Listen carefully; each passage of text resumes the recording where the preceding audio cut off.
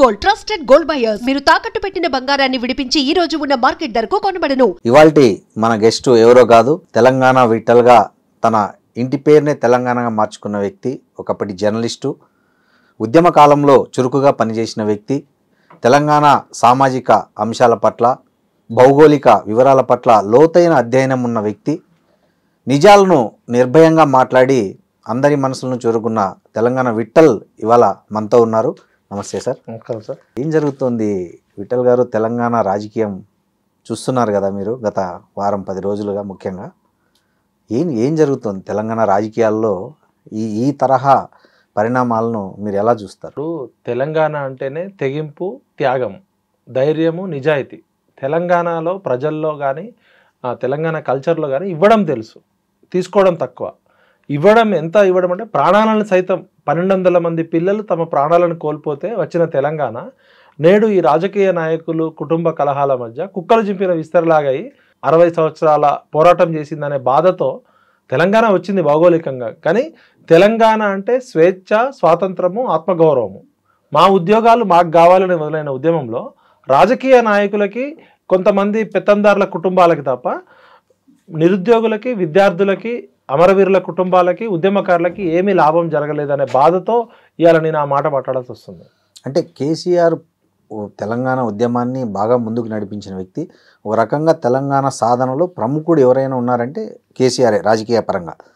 అలాంటి వ్యక్తి 10 సంవత్సరాలు పరిపాలించిన తర్వాత కూడా మీరు ఈ మాటలు మాట్లాడుతున్నారు. ఎట్లా అంటే 10 ఏళ్ల పాలన వైఫల్యం చెందింది అంటారా మీరు? మీరు మంచి ప్రశ్న అడిగారు. టంకశాల అశోక్ గారు వార్తా పేపర్లో ఉద్యమం జరుగుతున్నప్పుడు ఒక ఆర్టికల్ రాశారు. తెలంగాణ సమాజము తన అస్తిత్వానికి, అస్మితకు, తెలంగాణ క్యారెక్టర్కి తగ్గ రాజకీయ నాయకత్వాన్ని ఎంచుకోవడంలో పదే విఫలమవుతుంది. 52 ముల్కీ ఉద్యమంలో ప్రజలు త్యాగాలు చేశారు, రాజకీయ నాయకులు బ్రోకర్లు అయ్యారు. 69 ఉద్యమంలో 379 మంది విద్యార్థులు ఆర్మీతో కొట్లాడి చనిపోయారు, 1000 మంది అడవుల్లోకి వెళ్ళారు. అప్పుడు చెన్నారెడ్డి గారు ఇందిరాగాంధీతో రాజీ పడ్డారు. అయితే కేసీఆర్ అనే పేరు ఇప్పుడు తెలుసు. 2001లో కరీంనగర్లో సింహగర్జన పెట్టినప్పుడు మే 17 ఆర్ మే 27 ఆయన అప్పటిదాకా దుబాయ్ చంద్రశేఖర్ అనే పేరుంది, ఆయన కేసీఆర్ అనే పేరు లేదు. ఒక బక్కపల్చని వ్యక్తి, ఆయన ఎవరో కూడా తెలియదు.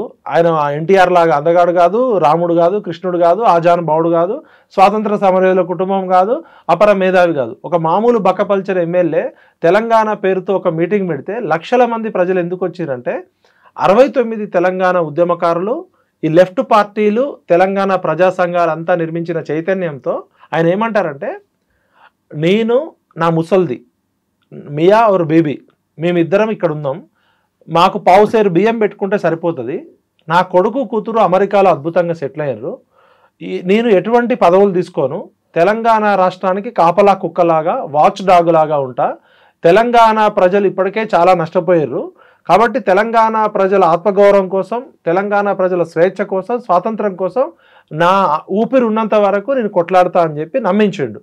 ఆయన ఏమంటాడంటే, ఈ పరిణామ క్రమంలో, ఉద్యమ క్రమంలో నేనేమైనా పదవులు తీసుకుంటే నన్ను రాళ్లతో కొట్టి చంపండి అంటాడు, దళితుడిని ముఖ్యమంత్రి చేస్తా అంటాడు, నా కుటుంబ సభ్యులకు ఎటువంటి పదవులు లేనంటాడు. ఆ మాటలతోటి కేసీఆర్ గారు తెలంగాణ సమాజం ముందు అరే నేనేమైనా తప్పు చేస్తే నన్ను రాళ్లతో కొట్టి చంపమంటుండు, నా కుటుంబంలో ఎవరికి ఎటువంటి పదవులు తీసుకొని అంటుండు అని చెప్పి నమ్మించాడు. అయితే దురదృష్టవశాత్తు తెలంగాణ ప్రజల మంచితనాన్ని, అమాయకత్వాన్ని, ఆవేశాన్ని అడ్డం పెట్టుకొని 2001లో అట్లా మాట్లాడిన కేసీఆర్ 2004 ఎలక్షన్స్లో కాంగ్రెస్ పార్టీతో పొత్తు పెట్టుకొని తెలంగాణ రాకముందే కేంద్ర మంత్రి పదవి తీసుకున్నాడు.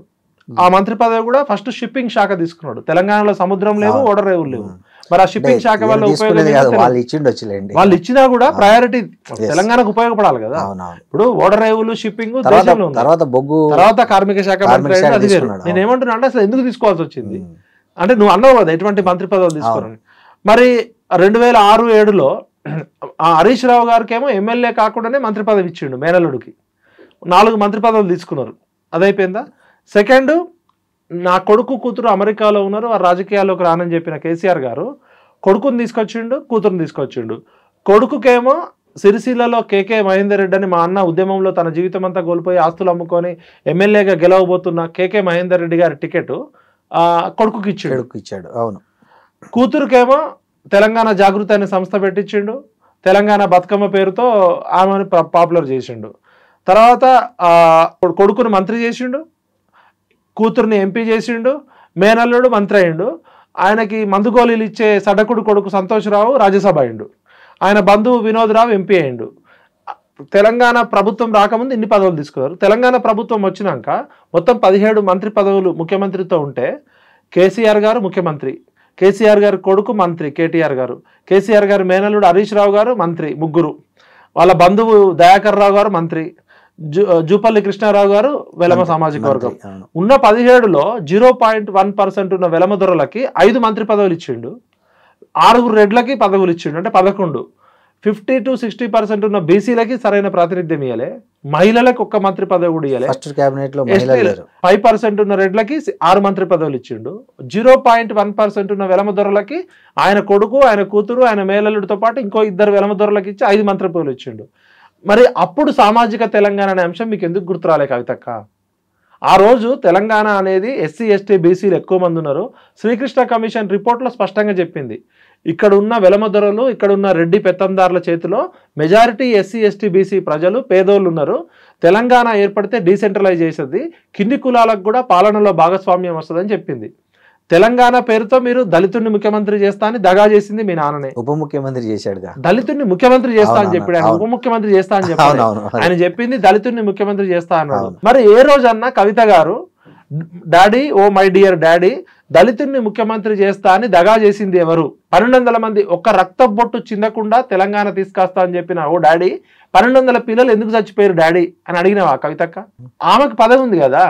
ఇప్పుడు పదవులు ఉన్నప్పుడు పెదాలు మూసుకుంటారు. ఇప్పుడు శ్రీశ్రీ గారు ఏమంటారు, ప్రపంచం దుఃఖం అంతా శ్రీశ్రీ గారి దుఃఖం, కృష్ణశాస్త్రి గారి బాధ అంతా ప్రపంచ బాధ అన్నట్టు. ఇప్పుడు కవిత గారికి ఆస్తి పంపకమో వాటాల కొట్లాటనో అవమానమో ఏదో జరిగి ఇప్పుడు ఆమె వచ్చి ఇవన్నీ మాట్లాడుతుంది. తను ఇప్పుడు కూడా ఎమ్మెల్సీ ఉంది కదా, అట్లా అనుకుంటే పదవి ఇప్పుడు కూడా తను ఎమ్మెల్సీగా ఉంది. ఆమె ఏమనుకుంటుంది, ఆమె స్థాయి పార్టీ వర్కింగ్ ప్రెసిడెంట్ లేకపోతే రేపు రాబోయే అధికారంలో ముఖ్యమంత్రి పదవి. ఆమె ఏమనుకుంటుంది, హరీష్ రావు నాకన్నా దేనిలో గొప్పోడు, కేటీఆర్ దేనిలో గొప్పోడు, సంతోష్ రావు దేనిలో, ఎందుకంటే వాళ్ళ టాలెంట్ ఏందో ఈమెకు తెలుసు కదా. ఒక రకంగా చూస్తే ఆ కుటుంబం మొత్తంలో కేసీఆర్ తర్వాత షార్ప్ కవిత గారే. ఆమె సొంతంగా తెలంగాణ జాగృతి పెట్టుకొని బతుకమ్మని ఆమె స్వయం కృషితోటి ఎదిగింది. ఇప్పుడు ఏ మాటకు ఆ మాట చెప్పాలి. ఆమె 2006-7లో నాకు పరిచయం అయినప్పుడు ఒక టీవీ ఛానల్ పేపర్ పెడతా అని చెప్పి నా దగ్గరకు వచ్చినప్పుడు ఆమె ఒక ప్రయోగం చేసినప్పుడు కొన్నేళ్లకే తుమ్మేటి రఘుత్తం రెడ్డి గారిని ఒక ఎడిటర్ ఉండే, మన అల్లం నారాయణ గారి బ్రదర్ అల్లం రాజయ్య గారు గౌరవ సలహాదారులు గారు ఉండే, కొంతమంది టీం తోటి మేము ఒక తెలంగాణ టుడే అనే పేపర్ నా పేరుతోటే ఉండే. ఆమె పెట్టుబడి పెట్టింది. ఒక 2-3 నెలలు కాగానే కవిత గారు పిలిచి కళ్ళెమ్మటి నీళ్లు పెట్టుకొని మా మెయిన్ అకౌంట్ నుంచి నాకు లింక్ కట్ చేసిర్రు, ఈ మీడియా ప్రాజెక్ట్ ఆపేయమంటున్నారు. ఎవరు ఆపేయమన్నారంట? వాళ్ళ కుటుంబ సభ్యులు, వాళ్ళ నాన్న, వాళ్ళ అన్న, వాళ్ళ బావ. అంటే ఎందుకంటే ఆమె ఎదగడం వాళ్ళకి ఇష్టం లేదు. ఇది ఇప్పుడు కవిత గారి కన్నీళ్లు నిన్న పెట్టిన కన్నీళ్లు కాదు, 2006-7లోనే కన్నీళ్లు ఉన్నాయి. మరి వాళ్ళే తర్వాత అంతఃపురంలో కొట్లాటలు ఎట్లుంటాయంటే బయటపడే కొద్దిగానే ఉంటాయి, లోపల జరిగే. ఇప్పుడు సమాజంలో జరిగే సంఘర్షణ వాటాల కొట్లాట, ఈ రాజరికంలో లేకపోతే అధికారము డబ్బుల కోసం కొట్లాట ఉంటది. ఇప్పుడు జనరల్ గా మనది పురుషాధిక్య సమాజం, మనం ఎంత అన్నా కూడా మహిళలకి ఇంకా సాధికారత రాలే. అది అట్లాంటిది ఒక వెలమ దొరలు, ఫ్యూడల్ వెలమ దొరలు నియంతలాగున్న కేసీఆర్ కుటుంబంలో కూతురులాగా కాకుండా మహిళని మహిళగా కాకుండా వివక్ష ఉంది. అది అంతవరకు నేను ఒప్పుకుంటా. ఇక్కడ ఒకటి పాయింట్ విఠల్ గారు, మీరు చెప్పినట్లు ఆమెకు అప్పట్లోనే వాళ్ళకి ఎదిగేది ఇష్టం లేదంటే తర్వాత ఆమె ఎంపీ అయింది, తర్వాత ఎమ్మెల్సీ అయింది, మరి అట్లా ఎదిగేది లేకపోతే ఎంపీ ఎమ్మెల్సీ కదా. కేటీఆర్ గారు కవిత గారు అమెరికా నుంచి రాగానే 2 ఎమ్మెల్యే టికెట్ కావాలని పోటీ పడ్డారు. పోటీ పడితే అప్పుడు దిలీప్ గారు వీళ్ళు పెద్ద మనుషులంతా కూర్చోబెట్టి ఇద్దరిలో ఎవరికన్నా ఒకళ్ళకే ఇస్తామంటే అప్పుడు కేటీఆర్ అప్పటి నుంచే పోటీ పడ్డది. ఆమె 2006-7లోనే నాకు ఎమ్మెల్యే టికెట్ కావాలంటే ఆమె అధికారం వచ్చినప్పుడు ఇచ్చిర్రు. ఫస్ట్ అప్పుడు జాగృతి పెట్టిర్రు, బతుకమ్మ అన్నారు, బతుకమ్మకి డబ్బులు ఇచ్చారు, బతుకమ్మ పేరుతో ఎంపీ అయింది. నెక్స్ట్ టైం ఓడిపోయింది కదా, నిజామాబాద్ ఓడిపోయింది. తర్వాత పాపం ఇప్పుడు ఇక్కడ ఉన్నోళ్ళేమో కేసీఆర్ గారు చుట్టూన్న హరీష్ రావు, కవిత, కేటీఆర్, సంతోష్ వీళ్ళంతా 100,000 కోట్ల లక్షల కోట్లు సంపాదించుకుంటే ఆమెను అప్పుడే ఢిల్లీకి పంపించారు. ఔటర్ రింగ్ రోడ్డుకి పంపిస్తే ఆమె ఢిల్లీలో పోయి 100 కోట్ల లిక్కర్ స్కామ్ ఇరుక్కుంది. ఇప్పుడు హరీష్ రావు ఇంతవరకు మరకబడలే, సంతోష్ రావు మీద పబ్లిక్ ఎక్కడ రాలే, కేటీఆర్ గారి మీద ఆరోపణలు, కేసీఆర్ గారు ఈమెకి అప్పటి నుంచే వివక్ష ఉందని అర్థమవుతుంది ఆమె మాట్లాడిన దాన్ని బట్టి. ఈమె ఇప్పుడు అందరేమో సంతోష్ రావు అనేటోడు 100 కోట్లు 1000 కోట్లు అమెరికాలో విల్లాలు ఫామ్ హౌజులు ఆస్ట్రేలియాలో ఎస్టేట్ సంపాదించుకోండి అని చెప్తున్నారు. హరీష్ రావు ఆగర్భ శ్రీమంతుడు అని చెప్తున్నారు. కేటీఆర్కి ఆస్తులు ఉన్నాయని చెప్తున్నారు. ఈమె బాధ ఏంటంటే నాకు అప్పటి నుంచి మా నాన్న ముఖ్యమంత్రి అయినా కూడా నాకు పెత్తనం ఇయ్యలే, నా పేరు నేను చెప్పింది ఏమి నడవలే, నా పైరవీలు నడవలే కాబట్టి ఆమె పాపం ఢిల్లీ పోయి లిక్కర్ స్కామ్లో పోయి తెలంగాణ ఇజ్జత్ తీసింది, ఆమె ఇజ్జత్ పోగొట్టుకుంది. పాపం ఇక్కడ అవకాశం లేదు, ఆ వివక్షతో అక్కడికి పోయింది, ఇరుక్కుందో ఇరికించిందో ఆమె కావాలని చేసిందో, సిబిఐ తిహార్ జైల్లో ఏం జరిగిందో అదంతా మనకు తెలుసు. అంటే ఇక్కడ ఆమె మీద ఇప్పుడు ఇంతకుముందు ప్రభుత్వంలో ఉన్నప్పుడు ఆమె చాలా ప్రియారిటీ ఉండేది మీకు తెలుసు. ఎక్కడికి పోయినా నాయకులు కానీ కార్యకర్తలు కానీ క్యాడర్ అంతా కూడా ఆమెకు బ్రహ్మరథం పట్టేవాళ్ళు. సో అట్లాంటి ఆమెను అంటే డబ్బు సంపాదించుకోకుండా నిరోధించే అంటే చాలా పనులు ఏమి చెప్తే జరిగాయని కూడా అంటారు కదా మిగతా పార్టీలో. అంటే లోపల ఏం జరిగిందో పక్కకు పెడితే మనకి నిన్న కవిత గారు చెప్పిన దాన్ని బట్టి అర్థం చేసుకోవాలి. బిట్వీన్ ద లైన్స్ అంటే పేరుకు నేను కేసీఆర్ కూతురునే తప్ప ఆమె ఎవరితో పోల్చుకుంటుంది? హరీష్ రావు, సంతోష్ రావు, కేటీఆర్ తో పోలిస్తే నాకు వివక్ష జరిగింది. ఈ దొంగ కొడుకులు ఒక్కొక్కడు 1000 కోట్లు 100 కోట్లు సంపాదించుకున్నారు. మా నాన్న దేవుడే, మా నాన్న చుట్టూ దయ్యాలున్నాయని చెప్తుంది. నేను మా నాన్నగారికి రాసిన లెటరు, వ్యక్తిగతంగా రాసిన లెటరు లీక్ ఎట్లయింది, ఆ లీక్ వీరులు ఎవరని అడిగింది. దానికి అవతల నుంచి కేటీఆర్ వైపు నుంచి బీఆర్ఎస్ నుంచి ఏమన్నారు, మా పార్టీలో కూడా కొంతమంది కాంగ్రెస్ కోవర్ట్లు ఉన్నారని ఇండైరెక్ట్ గా కవిత వెనకాల రేవంత్ రెడ్డి గారు ఉన్నారని చెప్పిండు. అన్నారు కేటీఆర్, మా కుటుంబ సభ్యులే అన్నారు. ఇంకా చెప్పాలంటే కోవర్ట్లు ఉన్నారు అన్నాడు. కవితని చెప్పాలంటే మా కుటుంబ సభ్యుల్లోనే ఉన్నారని కేటీఆర్ స్పష్టంగా చెప్పాడు. ఆయన డైరెక్ట్ గా కవితని రేవంత్ రెడ్డి ఆడిస్తున్నాడు, ఈమె తోలుబొమ్మ అని చెప్పిండు. అప్పుడు కవిత గారు ఏమన్నారు, మా నాన్నకి నేను రాసిన వ్యక్తిగత లేఖ లీకు చేసిన లీకు వీరులు ఎవరో చెప్పమంటే గ్రీకు వీరులు ఎందుకు మాట్లాడుతున్నారు అన్నది. ఒక ఆయన నల్లగొండ జిల్లా ఆయన 3 అడుగులు ఉండే లిల్లిపుట్టు ఆయన కూడా మాట్లాడుతుండు, ఆయనకేం తెలుసు అది ఇదని మాట్లాడింది. ఆయన ఏమన్నాడు, నువ్వు 2001లో ఎక్కడున్నావు, నేను ఉద్యమాలు చేసినప్పుడు జగదీశ్వర్ రెడ్డి గారు ధీటుగా సమాధానం చెప్పారు. సెకండ్ అది అయిపోయింది. జగదీశ్వర్ రెడ్డి గారిని లిల్లిపుట్టు అన్నది, వాళ్ళ అన్నని గ్రీకు వీరుడు అన్నది, వాళ్ళ ఇంకో అన్నని లీకు వీరుడు అన్నది. తర్వాత ఏమన్నది, కార్తీక్ రెడ్డి గారిని నువ్వు పెద్దవాళ్ళ మధ్యలో నువ్వెందుకు వస్తున్నావు బాబు, చిన్న బాబు, నువ్వు లాలీపాప్ చీక్కుంటా కూసకుండా పిప్పర్మెంట్ తినే వయసు నీది, నువ్వు పెద్దవాళ్ళ గొడవలోకి రాగానే కార్తీక్ రెడ్డిని అన్నది. ఇది అయిపోయినాక వాళ్ళ నాన్నని మాత్రం దేవుడు అన్నది. ఈ దయ్యాల పేర్లు చెప్పలే. సెకండ్ వచ్చేసి లేటెస్ట్ గా ఏమన్నది, లిల్లిపుట్టు 3 అడుగుల లిల్లిపుట్టు అని అవమానించి ఇప్పుడు 6 అడుగుల బుల్లెట్ ఉంది కదా, అండ్ అసలు దొంగ మా దొంగ బావ హరీష్ రావు, ఈ తన్నీరు హరీష్ రావు అనేటోడు పైకి కనపడతాడు ట్రబుల్ షూటరు, లోపల వీడు పెద్ద బబుల్ షూటరు, వీడిని పట్టుకొని తనండి, తన్నీరు హరీష్ రావు అనే మా దొంగ బావని పట్టుకొని తనండి అని చెప్తుంది. మా ఇంకో అన్న రాజ్యసభ సభ్యుడు ఉన్నాడు, గోళీలు అందించే గోళీరావు ఉన్నాడు కదా, ఈయన ఇప్పుడు కేసీఆర్ అనేట ఆయన ఒక మోనార్కు, ఒక కోనార్కు, ఒక సీతయ్య టైపు. ఒకసారి కవిత గారితో నేను మాట్లాడుతూ కవిత గారు చెప్తుండే, మా నాన్న సీతయ్య టైపు, ఎవరి మాట వినరు అన్నది. కొన్ని రోజులు అయినాక సీతయ్య మాట కూడా ఎవరు వినరు అన్న. ఇవాళ కేసీఆర్ అనేట ఆయన తెలంగాణ సమాజంలో ఒక బాహుబలి లాగా 4 కోట్ల మందికి నాయకుడు ఉన్న కేసీఆర్ గారిని ఒక హరీష్ రావు, ఒక సంతోష్ రావు చేతిలో బందీ అయిపోయిందంటే కేసీఆర్ గారు డమ్మీ అయిపోయిందని చెప్తుందా కవిత, లేదా కేసీఆర్ గారికి ఏం తెలియదు అని చెప్తుందా? కేసీఆర్ ను వాళ్ళు మభ్య పెడుతున్నారు అని చెప్తుంది, వాస్తవాలు తెలియకుండా. అంటే మరి ఇన్ని రోజులు మభ్య పెడితే మభ్యపడేటోడు ఈయనేం నాయకుడు అవుతాడు? ఈయన డమ్మి నాయకుడే కదా. ఇప్పుడు 4 కోట్ల ప్రజలకి ఒక బాహుబలి లాగున్న కేసీఆర్ ఉట్టి పైకి ఏదో మన ఆలీ ఈయనక ఏదో సినిమాలో బెలూన్లు పెట్టుకొని 6 ప్యాక్ కనబడ్డట్టు మా నాన్న డమ్మి, మా నాన్న హరీష్ రావు చేతిలో తోలుబొమ్మ అయిపోయిండు. కేసీఆర్ గారు ఒకళ్ళు చెప్తే వినే టైపా? ఆయన సొంత భార్య చెప్తేనే వినడు. కవిత గారు చెప్పారు, మా నాన్న ఎవరు చెప్పారు విన్నాడు, ఆయనకు నచ్చింది చేస్తాడు. 6 గంటల తర్వాత మా నాన్న రూమ్ లోకి పోవాలంటేనే మేము భయపడతాం అంటారు. ఇప్పటికి కూడా ఇన్నయ్య గారు చాలా సార్లు చెప్తారు, కేటీఆర్ అయినా, కేసీఆర్ అయినా, హరీష్ అయినా, సంతోష్ అయినా కేసీఆర్ గారు చెప్పింది చేయాల్సిందే తప్ప ఆయనని ఇన్ఫ్లుయెన్స్ చేసే దశలో ఉన్నారని అనుకుంటే, మరి కేసీఆర్ గారు 10 సంవత్సరాలు ముఖ్యమంత్రిగా ఉండి హరీష్ రావు, సంతోష్ రావు పెత్తనం చేసిందంటే ఆమె చెప్పింది ఒక విషయమే. మరి కేసీఆర్ గారిని బందీ చేసి ఇంకా ఎన్ని వేల కోట్ల, ఎన్ని లక్షల కోట్ల స్కాములు చేశారో అవన్నీ బయట పెట్టాలంటున్నా. ఇవాళ సిబిఐ కానీ ఏసీబీ కానీ ఫస్ట్ ఎంక్వైరీ చేయాల్సింది కవిత గారిని. కవిత గారు స్పష్టమైన ఆరోపణలు చేశారు. మా నాన్న మంచోడు, మా నాన్న దేవుడు, మా నాన్న శుద్ధపూస, మా నాన్న వెదపూస, మా అన్నకి ఏం తెలియదు, మా అన్నకి హీరోయిన్లను పరిచయం చేసింది సంతోష్ రావు, సమంతాని, రకుల్ ప్రీత్ని, పార్వతి మిల్టన్ని, పాపం మా అన్నకు కూడా ఏం తెలియదు, వీళ్ళిద్దరు చేతిలో బందీ అయిపోయారు, నానా జాగ్రత్త. నిన్న మా సంతోష్ రావు అనేటోడు గ్రీన్ ఛాలెంజ్ పేరుతో మా నాన్న హరితారం పేరుతో 230 కోట్ల మొక్కలు పెట్టి మంచిగా చేయాలనుకుంటే దానిలో కూడా స్కామ్ చేసిండు. ఇప్పుడు ఇంకోటి సార్, ఆమె అధికారంలో ఉన్నప్పుడే ఈ మొత్తం అవినీతి అంతా జరిగింది. కవిత ఏమైతే ఇప్పుడు ఆరోపిస్తున్నారో నిన్న ప్రెస్ మీట్ పెట్టి కానీ అంతకు ముందు కానీ మా నాన్న చుట్టూ ఉన్న వాళ్ళు అవినీతి చేస్తున్నారని 10 ఏళ్ళు అధికారంలో ఉన్నప్పుడు జరిగిన అవినీతిని ఆమె దగ్గర ఇంత గ్యాప్ తీసుకొని ప్రతిపక్షంలో వచ్చి కూడా దగ్గర 1.5 year దాటిపోయింది. ఇంత గ్యాప్ తీసుకుని స్పెసిఫిక్గా వాళ్ళను టార్గెట్ చేయడం వెనక ఆమె సొంత ఎజెండా ఏమన్నా ఉందంటారా కవితకి? ఇప్పుడు మీరు వ్యవసాయ కుటుంబం నుంచి వచ్చారు, నేను వ్యవసాయ కుటుంబం, మేము కూడా వ్యవసాయ కుటుంబం నుంచి వచ్చినాం. మా నాయనమ్మ ఒకసారి చిన్నప్పుడు ఏడుస్తుండే, బర్రె చచ్చినాక పాడి బయటపడుతుందని ఒక నానుడు ఉంది, ఒక సామెత.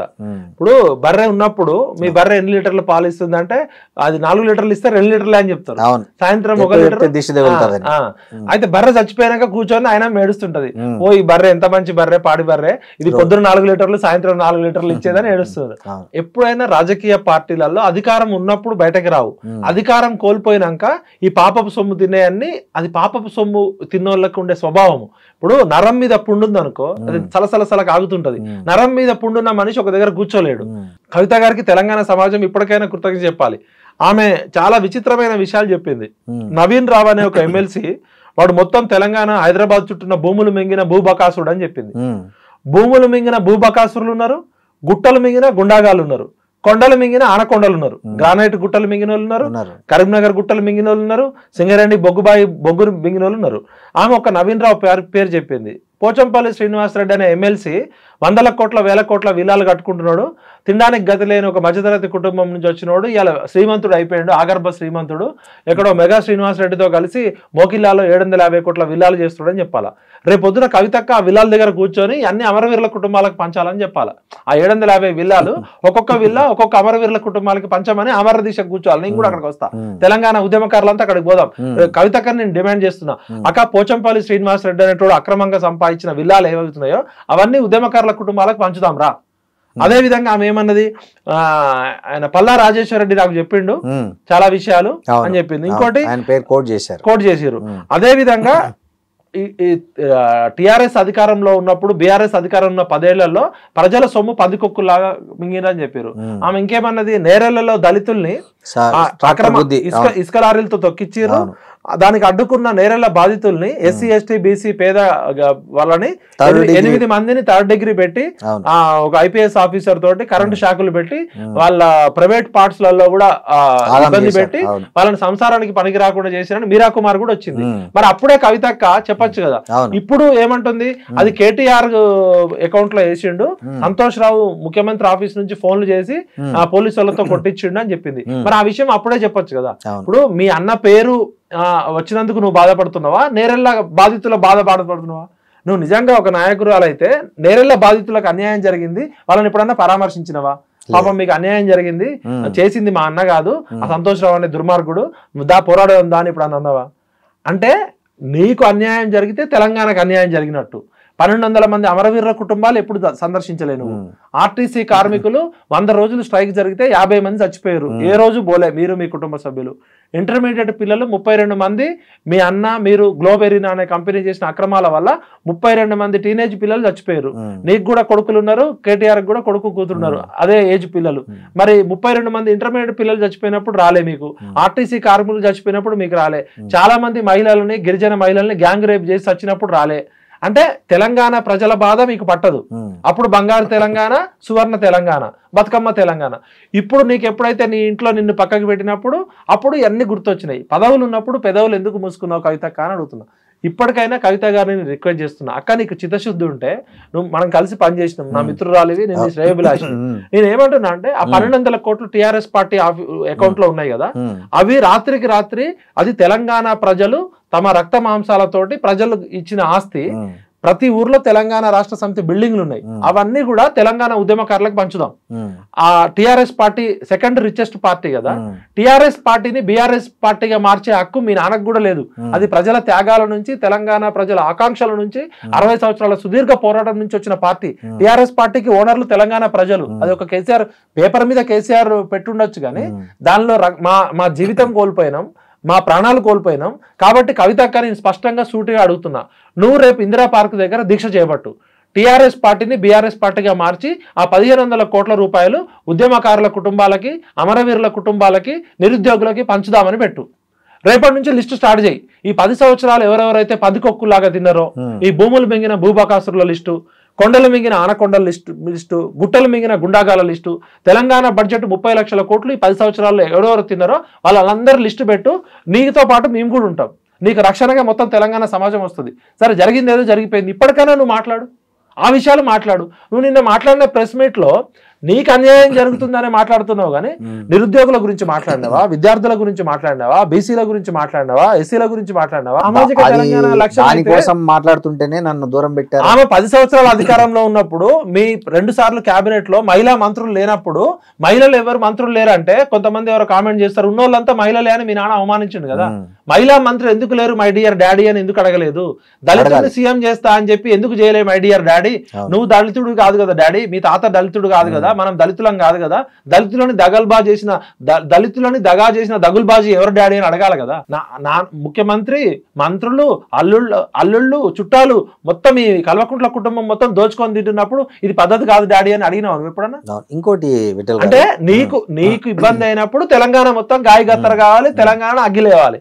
మీరు సంతోషంగా ఇప్పుడు బంగారు తెలంగాణ పేరుతో హరీష్ రావు ఇంట్లో బంగారం ఉంది, మరి ఆ విషయం ముందే చెప్పొచ్చు కదా. మా నాన్న మంచోడు, మా అన్న మంచోడు, ఈ హరీష్ రావు అనే 6 అడుగుల బుల్లెట్ వీడు దొంగ, మా దొంగ బావ తన్నీరు హరీష్ రావు అనేటువంటి పట్టుకొని తన్నాలని ఎందుకు చెప్పలే అప్పుడే? మా సంతోష్ రావు అనేటోడు నల్లికుట్లోడు, వీడు ఏం మాట్లాడాడు కానీ వాడు హ్యాపీగా ఉండడం కోసం ప్రపంచంలో ఉన్న అన్ని దేశాల్లో ఆస్తులు కాపాడుకున్నాడు ఎందుకు చెప్పలే? అంటే ప్రజలు అప్పుడే చెప్తే నీకు నమ్మేటోళ్ళు కదా. అంటే ఇప్పుడు ఈ మొత్తం వ్యవహారాన్ని అంతా వాళ్ళ సొంత ఎజెండా, సొంత ఆస్తుల పంపకంలో తేడా వచ్చినందుకు జరుగుతున్నది తప్ప ఇప్పుడు కూడా తెలంగాణ ప్రజలు, తెలంగాణ సమాజానికి సంబంధించిన గొడవ అయితే కాదు ఇది. అంతేనా? ఒక జర్నలిస్ట్ గా మీరు ఆలోచించండి సార్, వీళ్ళ ట్రాక్ రికార్డు 2001లో వీళ్ళ ఆస్తులేంది, 2004లో వీళ్ళ ఆస్తులేంది, 2014లో వీళ్ళ ఆస్తులేంది, 2020లో ఏంది? బతకడానికి బ్యూటీ పార్లర్లు పెట్టుకున్న వాళ్ళకి బుర్జ్ ఖలీఫాలో బిల్డింగ్లు ఎట్లా వచ్చినాయి? తినడానికి తిండి లేని, సొంత ఇల్లు లేని వాళ్ళకి విల్లాలు, ఫామ్ హౌజులు, ఎస్టేట్లు అమెరికాలో, ఆస్ట్రేలియాలో, ప్రపంచ దేశాలలో ఎక్కడి నుంచి వచ్చినాయి? ఇవాళ వీళ్ళకి ఆస్తులు చాలా ప్రపంచ దేశాల్లో ఉన్నాయని చెప్తున్నారు. మాట్లాడితే అమెరికా పోతున్నారు, దుబాయ్ పోతున్నారు, లండన్ పోతున్నారు ఏదో పేరుతో. మరి ఇలా పదే వీళ్ళు అమెరికాలో ఎక్కడెక్కడ ఆస్తులు పెట్టారు అవన్నీ బయటకు రావాలి కదా. ఉద్యమం చేస్తే కోల్పోతారు కదా. ఉద్యమం అంటే త్యాగం, ఉద్యమం అంటే ధైర్యం, ఉద్యమం అంటే నిజాయితీ, ఉద్యమం అంటే ఇవ్వడం కదా. మరి మొత్తం ప్రపంచ చరిత్రలో ఉద్యమాలు చేసిన నాయకుల కుటుంబాలు ఆరిపోయినాయి, మీ ఒక్క కుటుంబం మాత్రం ఉద్యమం పేరుతో తెలంగాణ రాకముందే ఆస్తులు వచ్చినాయి. ఇదంతా జనాలకు తెలియదు అంటారా? వీళ్ళ కుటుంబానికి ఆస్తులు వచ్చింది, లేకపోతే వీళ్ళ అవినీతి చేసింది, వీళ్ళ ప్రామిస్లన్నీ ప్రజలకు గుర్తుంటాయి కదా విఠల్ గారు. మరి అట్లా గుర్తున్నప్పుడు మళ్ళీ సెకండ్ టైం కేసీఆర్ను గెలిపించారు అంటే దాన్ని ఎట్లా అర్థం చేసుకోవాలి? ఇప్పుడు తెలంగాణ ప్రజలు ఏంటంటే అమాయకత్వము, మంచితనము, బారాకూన్ మాఫ్ అన్నట్టు ఫస్ట్ సారి జై తెలంగాణ పేరుతో వచ్చారు, సెకండ్ సారి బంగారు తెలంగాణ అనే స్లోగన్ తోటి ఒక హోప్ కలిగించారు. ఫస్ట్ టర్మ్ కొంచెం బాగానే ఉండే, సెకండ్ టర్మ్ వచ్చినాక వీళ్ళు ఆగడాలు ఎక్కువైపోయి యథా రాజా తదా ప్రజా అన్నట్టు కేసీఆర్ గారిని చూసి కేసీఆర్ కుటుంబ సభ్యులను చూసి ఎమ్మెల్యేలు కూడా ఒక్కొక్క ఎమ్మెల్యే 100 కోట్లు, 500 కోట్లు, 1000 కోట్లకు ఎదిగేసరికి ప్రజలు బండకేసి బాధిరు. ప్రజలు ఎందుకు ఓడించారు రెండోసారి?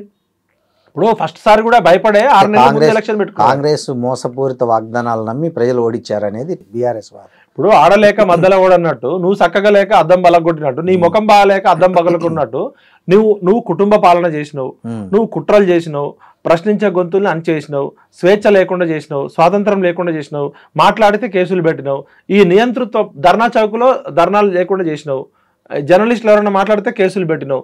అందుకనే కదా నీకు ఇలా ఇప్పుడు ఒక తెలంగాణ బాహుబలి లాగా ఉన్న కేసీఆర్ ఫామ్ హౌస్ లో పోయి బిచ్చల దేవుడు లాగా ఫామ్ హౌస్ కి ఎందుకు బందీ అయ్యిండు? ఇలా ఎందుకు బయటకు రాలేకపోతున్నాడు? కన్న కూతురుని, కన్న కొడుకుని, సొంత మేనల్లుడిని, సడ్డకుడు కొడుకుని కూడా కంట్రోల్ చేయలేని కేసీఆర్ ఏ విధంగా నాయకుడు అవుతాడు? ఉత్తరప్రదేశ్ లో ఉన్న వాళ్ళకి, పంజాబ్ లో ఉన్న వాళ్ళకి పోయి ఫ్లైట్లు, విమానాలు వేసుకొని పోయి ఇంకా తెలంగాణ రాష్ట్రాన్ని దోచుకుని సరిపోక భారత రాష్ట్ర సమితిని పెట్టుకొని అన్ని రాష్ట్రాలకు వీళ్ళు డబ్బులు పంపించారు కదా. భారతదేశంలో ఉన్న అన్ని ఎంపీ సీట్లకి ఫండింగ్ చేస్తా అని కేసీఆర్ గారు మన రాజ్దీప్ సర్దేశాయ్తో చెప్పిండు కదా. అంటే అంత డబ్బు ఎక్కడి నుంచి వచ్చింది? వీళ్ళు ఏమన్నా ఎలాన్ మాస్కులా, ఇన్ఫోసిస్ నారాయణమూర్తిలా సాఫ్ట్వేర్లు కనిపెట్టిరా, రాకెట్లు కనిపెట్టిరా? తెలంగాణ ప్రజల్ని పీల్చి పిప్పి పిండి చేసిన కాలకేయ కుటుంబం. వీళ్ళందరినీ తిహార్ జైల్లో పెట్టి వీళ్ళ ఆస్తులన్నీ జప్తు చేయాలి. మీరేమో ఇట్లా అంటున్నారు. ఒకవైపు కేసీఆర్ను తెలంగాణ జాతిపిత అని కూడా ఈ మధ్య ఒక కాయిన్ చేశారు ఒక వర్డ్ను. మరి మీరు ఇన్ని లోపాలు చూపిస్తున్న కేసీఆర్ను ఇంకోవైపు నుంచి తెలంగాణ జాతిపిత అని పరిస్థితి ఎందుకు వచ్చింది? ఇప్పుడు రాజు పక్కన బానిసలు ఎప్పుడు భజన చేస్తుంటారు. ఆ భజన గాళ్ళకి ఏంటంటే నెల నెల జీతాలు ఇస్తారు, వాళ్ళు తినడానికి తిండి, కుక్కకు బిస్కెట్ వేసినాక వాళ్ళు తిన్నాక ఎంగిలి మెతుకులు కుక్క బొక్కలు వేస్తారు. అట్లాంటి బానిసలు ఎప్పుడు డప్పు కొడుతూనే ఉంటారు. ప్రజలు ఏమనుకుంటున్నారు ఇలా మీరు పోయి ఒక సర్వే చేయండి, కేసీఆర్ కుటుంబం గురించి కానీ కేసీఆర్ గురించి ప్రజలు ఏమనుకుంటున్నారో ఒకసారి మీరు సర్వే చేయండి. వీళ్ళ గతంలో 2001లో ఆస్తులేంది, వీళ్ళు ఏమైనా 100 ఎకరాలు అమ్మిర్రా, వీళ్ళ ఇంట్లో బంగారం అమ్మిర్రా, వీళ్ళ ఇంట్లో ఎవరైనా చచ్చిర్రా, వీళ్ళు ఎవరైనా జైలుకు పోయారా? కేసీఆర్ కుటుంబం మొత్తంలో వారం రోజులకు మించి జైల్లో ఉన్నాడు ఎవరు లేడు. ఏదో ఖమ్మం జైల్లో ఒక రోజు కేసీఆర్ గారు 2 రోజులు పెట్టగానే దీక్ష చేసి ఆయన చావు నోట్లోకి పోయి వచ్చాక కదా తెలంగాణ వచ్చింది. అంటే చావు నోట్లోకి పోయినోడు ఎవడన్నా వచ్చే సంజీవని ఏమన్నా మింగిండి ఆయన? ఇవన్నీ డ్రామాలండి. పిల్లలు చచ్చిపోయారు కదా, ఆయన చావు నోట్లోకి పోయి వచ్చి బయటకు వచ్చి 2 సార్లు ముఖ్యమంత్రి అయ్యిండు, లక్షల కోట్లు సంపాదించుకుంటూ. మరి చచ్చిపోయిన 1200 మంది గొప్పోళ్ళ, చావు నోట్లో తలబెట్టినోడు గొప్పోడా? ఇప్పుడు మీరు కేసీఆర్ 10 ఏళ్ల పాలన చూశారు, ప్రస్తుతం రేవంత్ రెడ్డి 1.5 సంవత్సరం పాలన. ఇద్దరిలో ఏమన్నా వ్యత్యాసం ఉందా, లేకపోతే ఏంటి, ఏమంటారు ఇద్దరు? ఇప్పుడు కేసీఆర్ గారు అధికారం చేపట్టినప్పుడు 2014లో తెలంగాణ ధనిక రాష్ట్రం. కేసీఆర్ గారు 2024లో రేవంత్ రెడ్డి గారికి చేతికి ఇచ్చేటప్పుడు తెలంగాణ అప్పుల కుప్పైంది. 4 లక్షల కోట్లేమో ఎఫ్ఆర్బిఎం పరిధి లోబడి చేసిన అప్పులు, ఎఫ్ఆర్బిఎం పరిధికి మించి 32 కార్పొరేషన్లు పెట్టి ఒక 3 లక్షల కోట్లు చేశారు. అంటే 7 లక్షల కోట్ల అప్పుల కుప్ప చేసి అడుక్కొనే బొచ్చ, మన ఈ జల్లెడ ఉంటది కదా, ఆ బొచ్చకు కూడా జల్లెడే, దానిలో ఎన్ని నీళ్లు పోసినా కింద పడిపోతాయి. ఇప్పుడు అంగన్వాడీ గుడ్లకి డబ్బులకి జీతాలు ఇవ్వలేని పరిస్థితి కేసీఆర్ గారు ఆ సెకండ్ టర్మ్ ఎండింగ్ లో. నెల నెల జీతాలకు డబ్బులు ఇవ్వలేని పరిస్థితి. అంటే కుక్కల జింపను విస్తర చేసి అంత ఆగం చేసి కచరా పాలన చేసిండు, అప్పుల కుప్ప చేసిండు అనే రేవంత్ రెడ్డి గారిని ముఖ్యమంత్రి చేశారు. రేవంత్ రెడ్డి గారి పరిస్థితి ఆపరేషన్ సక్సెస్ పేషెంట్ డెడ్ లాగా ఎంత చేసినా డబ్బులు ఎక్కడ ఉన్నాయి పాపం? ఏ మాటకు ఆ మాట చెప్పాలా? రేవంత్ రెడ్డి కష్టపడుతున్నాడు కానీ ఆయనకి ఏమైతుంది, డబ్బులు లేవు కదా. నాకు అర్థం కాలేదు. ఇప్పుడు కాళేశ్వరం మీద కమిటీ వేశారు, ఆ కమిటీ రిపోర్ట్ ఇచ్చింది. సో ఒక రాష్ట్ర ప్రభుత్వానికి దాని మీద యాక్షన్ తీసుకునే అవకాశం ఉంటుంది. అయినా కూడా రేవంత్ రెడ్డి గారు కాళేశ్వరం మీద సిబిఐకి వెళ్ళడం అంటే, ఒకవైపు మనం చూస్తున్నాం రోజు వాళ్ళ పార్టీ రాహుల్ గాంధీ గారు ప్రతిరోజు మాట్లాడుతున్నారు, సిబిఐ కానీ ఈడీ కానీ ఈసీ కానీ అన్నీ కేంద్రం చేతిలో కీలుబొమ్మలు అని చెప్పి ఆయన ఒకవైపు చెప్తున్న ఈ సందర్భంలో మరి రేవంత్ రెడ్డి కాంగ్రెస్ ముఖ్యమంత్రిగా ఉంటూ ఈ కాళేశ్వరం కేసును సిబిఐకి అప్పగించడం అంటే దాన్ని ఎట్లా అర్థం చేసుకోవాలి? సింపుల్ ఎగ్జాంపుల్ సార్, నేను ఒక జిల్లా ఎస్పీని, మీరు ఒక జిల్లా ఎస్పీ, నేను ఖమ్మం జిల్లా ఎస్పీని, మీరు పక్కన ఉన్న ఆంధ్రప్రదేశ్లో ఉన్న విజయవాడ ఎస్పీ అనుకుందాం, కృష్ణా జిల్లా ఎస్పీ అనుకుందాం. ఒక పెద్ద దొంగతనం చేసిండు, ప్రపంచంలోనే అతిపెద్ద దొంగతనం జరిగింది, ఏదో గుప్త నిధిలో ఏదో దొంగతనం జరిగింది.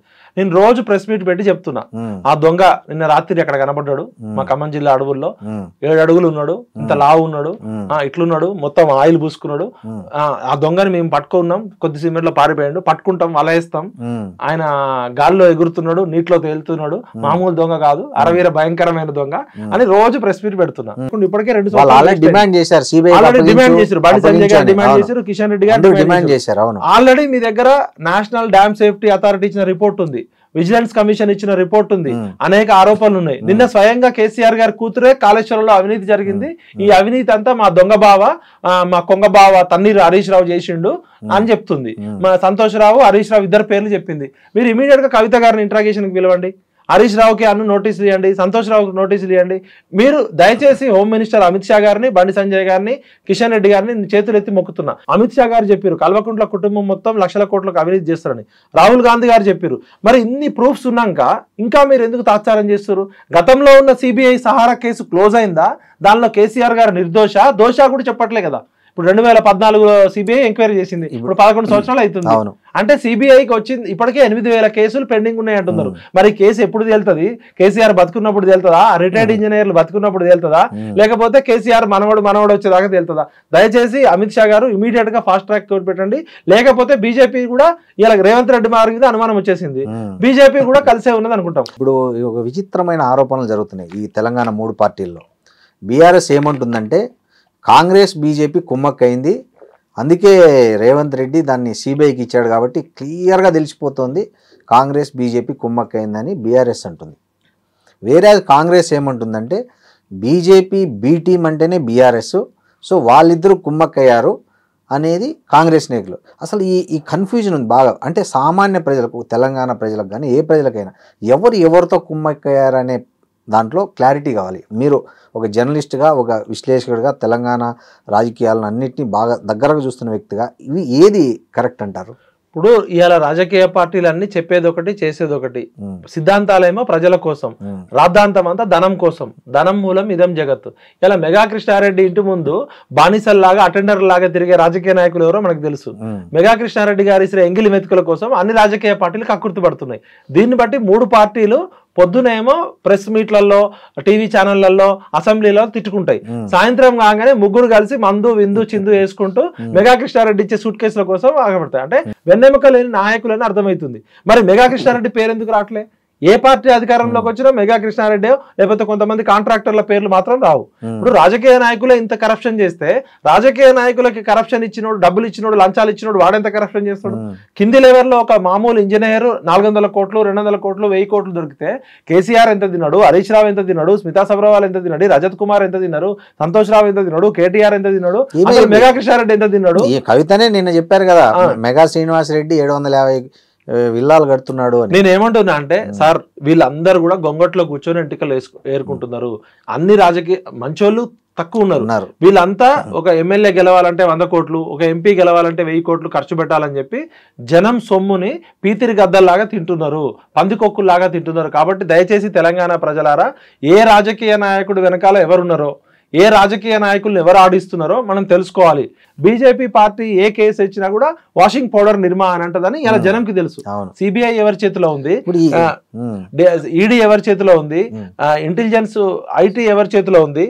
ఇవన్నీ కూడా నేను ఏమంటున్నా అంటే, రాజకీయ నాయకులు చెప్పేది ఒకటి, చేసేది ఒకటి. ఈ స్వతంత్ర భారతదేశ చరిత్రలో 78 సంవత్సరాలు అవుతుంది కదా, ఏ రాజకీయ నాయకుడు అన్న జైల్లో పెట్టి ఆస్తులు జప్తు చేసిన కేసులు ఎన్ని? ఇంతవరకు 1,00,000 కేసులలో 1-2 ఇప్పుడు రాజకీయ నాయకులు ఎట్లా అయిపోయారు కూడా, ఎట్లా అంటే ఈ బడుగు బలహీన వర్గాలు, బీసీలో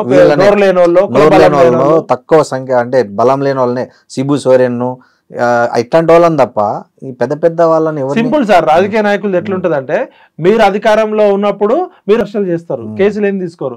మేము అధికారంలో ఉన్నప్పుడు మీ మీద ఆరోపణలు చేస్తాం కానీ కేసులు పెట్టాం. కేసులు పెట్టి బొక్కలో వేసి ఆస్తులు ఫైనల్ ఒకటి చెప్పండి, మీరు బాగా ఉద్యమాల దగ్గర నుంచి, పార్టీ ఆవిర్భావం దగ్గర నుంచి దాంతో బాగా క్లోజ్గా మూవ్ అయిన వ్యక్తి, విద్యార్థి దశ నుంచి, మీకు ఎక్కడ గ్యాప్ వచ్చింది? ఫస్ట్ దాని నుంచి ఎక్కడ మీరు డిఫర్ అయ్యారు వాళ్ళతో? 2, మీరు మనం ఇంతసేపు మాట్లాడుకున్న ఈ రాజకీయాల పరిస్థితుల్లో తెలంగాణ ప్రజల ముందున్న ఆప్షన్ ఏంటి ఇప్పుడు? ఈ దీనికి మీరేం చెప్తారు? మేము రాజకీయ పార్టీలలో లేము, తెలంగాణ ఉద్యమం కోసమే వచ్చినాం. మా నాన్నగారు 69 ఉద్యమంలో ఉన్నారు, మా పెదనాన్నగారు ఉన్నారు, మా బంధువు కొలిశెట్టి రామదాస్ గారు 1968 ఉద్యమం ప్రారంభించింది ఆయన. మాకు వాళ్ళు స్ఫూర్తి. సరే, కేసీఆర్ గారు 2001లో ఆయన ఇచ్చిన స్పీచ్లు కానీ, ఆయన జనాలను ఆకట్టుకున్న విధానం చూసి ఆయనకి సపోర్ట్గా పనిచేసినాం. కానీ ఏ రోజు మేము టీఆర్ఎస్లో లేము. ఆయనకి బయట నుండి మద్దతు పలుకుతూ టీఆర్ఎస్ పార్టీలో ఫస్ట్ జైలుకి వెళ్ళిందే నేను. అసలు ఇంతవరకు 2001 డిసెంబర్ 27 పార్టీ బంద్కు పిలిపిస్తే నేను, మాతో పాటు ఒక 15 మంది పిల్లలు వెళ్ళారు. చెంచల్గూడ, చెల్లపల్లి కేసులు, రకరకాల కేసులేమో జనాలు, త్యాగాలేమో ప్రజలయ్యి, భోగాలు మాత్రం నాయకులు. తెలంగాణ సమాజం తన వ్యక్తిత్వానికి, తన అస్మితకి, తన ఆత్మగౌరవానికి తగిన రాజకీయ నాయకులను ఎంచుకోవడంలో పదే విఫలమవుతుంది. ఇది మొత్తం తెలంగాణ సమాజం యొక్క ఫెయిల్యూర్. మేధావులు, రచయితలు, కవులు, కళాకారులారా ఇప్పటికైనా మేలుకోండి. మన ప్రజలేమో ప్రాణాలను త్యాగం చేస్తున్నారు, జీవితాలను త్యాగం చేస్తున్నారు. కృతజ్ఞత కూడా లేదా? వాళ్ళేమి ఎమ్మెల్యే సీట్లు అడగలే, ఎంపీ సీట్లు అడగలే, మంత్రి పదవులు అడగలే, కవితలాగా ఆస్తుల వాటాలు అడగలే. కవితకి కళ్ళెమ్మటి నీళ్ళు వస్తే తెలంగాణ మొత్తం కళ్ళెమ్మటి నీళ్ళు వచ్చినట్టు ఈ అమరవీరుల కుటుంబాల జీవితాలు అడ్రస్ లేవు. శ్రీకాంతాచారి తల్లికి ఇంతవరకు న్యాయం జరగలే, కానిస్టేబుల్ కిష్టయ్య కూతురు పిలవలే. ఇట్లా చచ్చిపోయిన వాళ్ళు అందరు చాలా మంది ఉన్నారు కదా. ఉద్యమమే శ్వాసగా, ఉద్యమమే జీవితంగా కొన్ని వేల మంది తెలంగాణ పిచ్చోళ్ళు అయ్యారు కదా. మీ పార్టీ అకౌంట్లో ఉన్న 1500 కోట్లలో ఇవాళ ఉద్యమకారులకు గుర్తించి గౌరవించుకునే శక్తి మీకు లేదు. అప్పుడంటే డబ్బులు లేవు. ఇప్పుడు మీ అందరి దగ్గర, ఒక్కొక్కరి దగ్గర 100,000 కోట్లు ఉన్నాయి కదా. పెనం మించి పొయ్యిలో పడ్డట్టు అయింది. తెలంగాణ అనే ఒక సెంటిమెంట్ని అడ్డం పెట్టుకొని తెలంగాణ ప్రజలను రెచ్చగొట్టి బంగారు తెలంగాణ అనే ముసుగులో బంగారు కల్వకుంట్ల కుటుంబం ఏర్పడ్డది. వీళ్ళని ఇప్పటికైనా, వీళ్ళంతా కూడా చెట్టు మీద కొంగలే, దోచుకునే దొంగలే వీళ్ళంతా కూడా. థ్యాంక్ యూ విఠల్ గారు, నమస్తే.